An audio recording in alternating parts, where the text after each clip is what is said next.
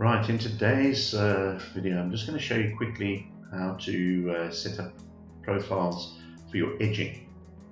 So we go up to the top, we're going to go into the profile section. So we're in the configurator.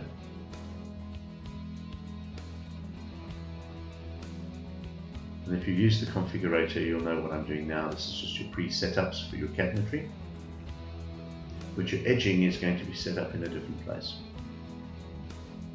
So when you go down to panels, for instance side panels, you'll see that there's two side panels for your cabinet, highlighted in dark brown, in the wood grain, and on the right side of that we've actually got the panel itself with numbers 1, 2, 3, 4, which represents the 4 sides of your panel. The bottom here, this is important. Don't worry too much about the MDF, that we're going to change material when you choose your material. The most important thing here is your board size and the thickness. So it's 2750 by 1830, and the thickness I've got is 16 millimeters. Let's just make this a bit bigger. And then you can see where your edging is going to be 1, 2, 3, and 4.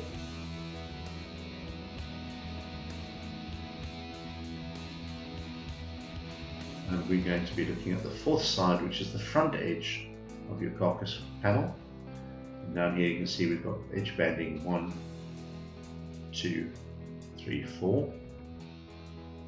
And on the 4th edge, I've got a 1 millimeter edge. So the program knows that on that 4th side, I need 1 millimeter. You can pick it here, or you can type in the number. Now you'll see we've got a 0.4 there. The 0.4 won't allow us to pick it if in our profiles we've got set up rounded millimeters. What do I mean by that? So what happens is when you first set up your system, under preferences, you can choose how your measurement is going to be done. So what I'm going to do is let's just go into preferences, under measurement, and you'll see we've got millimeters rounded. So that'll give me my 1 mil, my 2 mil. But if you're using a PVC and you want a 0.04 or a 0.4, you would have to then change that to millimeters, not millimeters round, so that it will allow you to give you that 0.4 instead of 0.5, because otherwise it will try and round it up or down. So in this scenario, we're using a 1 millimeter, so I can leave it as millimeters round.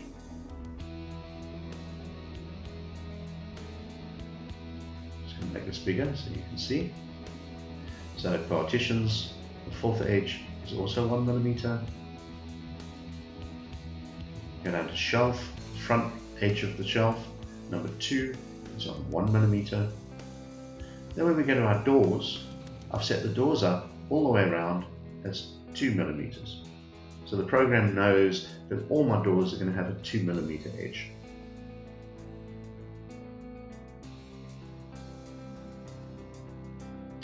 Now what I can do is you can set different profiles. So what you can do is you can take your flat profile that I've got here and I can duplicate it. And I can now rename this to something else. So for instance, 1 millimeter edge for my doors. So I'm going to save that. And now I've got a new configuration up here, but I haven't changed anything yet. So let's make all these 1 millimeter.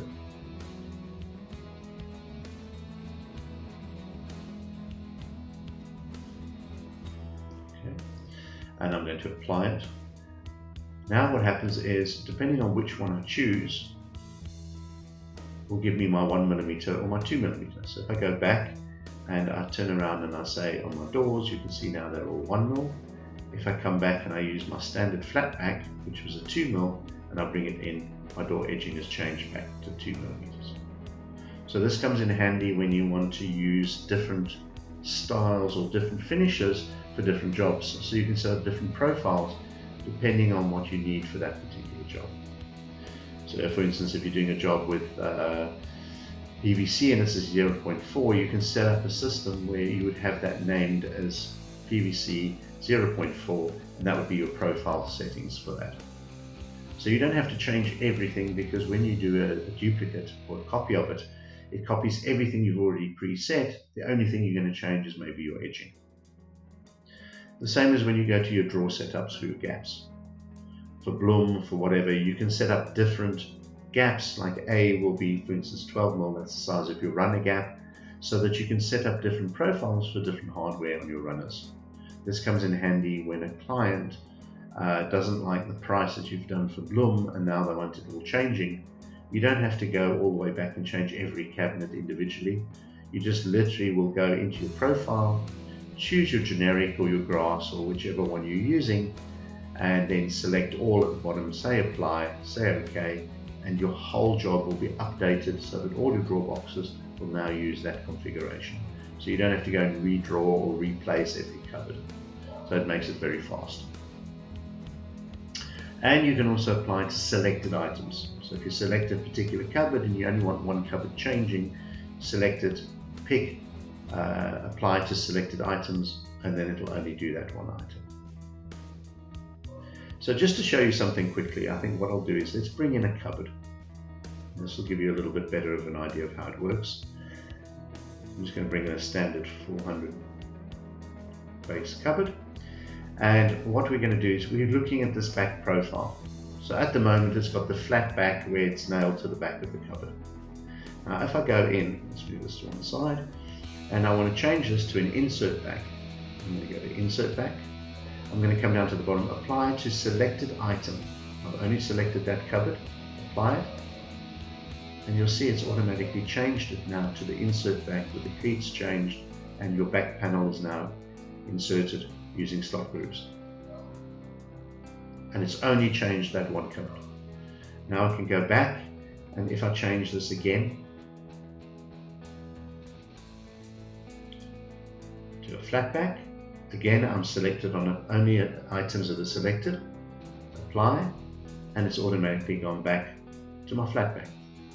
So you can use this on various cabinets. You can use it within one design. You could have 2 or 3 different styles of cabinets, and by selecting that particular cabinet you can change it. So it all works the same. If you're on bedrooms, you'll see, for instance, your wardrobe, you can set up all your edging differently depending on which section you're in and where you actually want them positioned.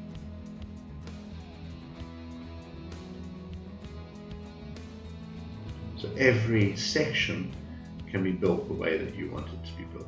Your cleats, your back panels, and your edging. I hope this has helped. For any other issues, just let me know.